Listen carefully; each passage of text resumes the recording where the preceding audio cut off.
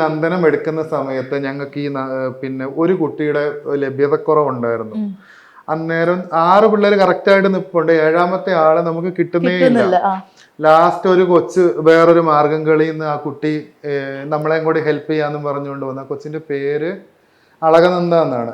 അപ്പൊ ഞാൻ ആ കൊച്ചിനോട് ചോദിക്കുമായിരുന്നു, മോളെ നീ ശരിക്കും അളകനന്ദയാണോ അതോ ഗുരുവായൂരപ്പൻ തന്നെയാണോ? ഇനി സ്റ്റേറ്റില് നമ്മുടെ പെർഫോമൻസ് കഴിഞ്ഞ് ഞങ്ങൾ നിന്നെ തപ്പി വരുമ്പോഴത്തേക്ക് ഒരു കറക്കം കറങ്ങി പോകുമെന്ന് ചോദിക്കുമായിരുന്നു. ഞാൻ എപ്പോഴും ചോദിക്കുമായിരുന്നു, നീ ശരിക്കും അളകനന്ദയാണോ അതോ ഗുരുവായൂരപ്പൻ തന്നെ പേര് ഇത് മാറി നമ്മുടെ ഒരു കുട്ടിയായിട്ട് വന്നാണോന്ന് അറിയില്ലല്ലോ.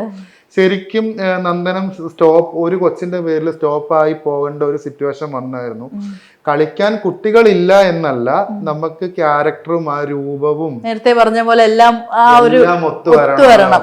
ഹൈറ്റ് ഒക്കെ അതില് ഭയങ്കര പെർഫെക്റ്റ് ആയിട്ടൊന്നല്ല. ഇപ്പൊ ബാലാമണിയുടെ റോൾ ചെയ്യാൻ ഒരു കുട്ടിയെ കിട്ടി, മനുവിന്റെ റോള് കിട്ടി.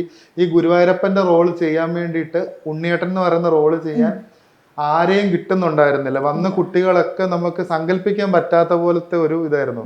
ലാസ്റ്റാണ് ഈ കുട്ടി മാർഗംകളി ടീമില്. അപ്പൊ 2 ഐറ്റം പൊതുവെ ആ സ്കൂളിൽ കൊടുക്കാറില്ല ഒരു കുട്ടിക്ക്.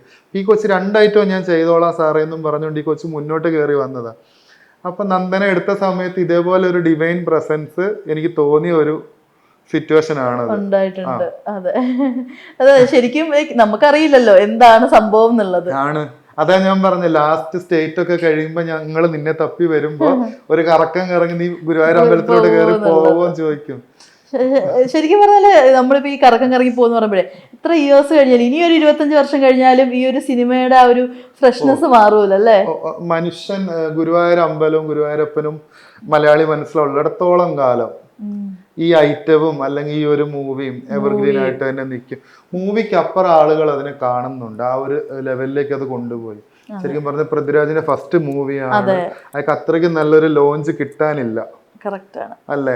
ഗുരുവായൂരപ്പന്റെ അനുഗ്രഹം കിട്ടി.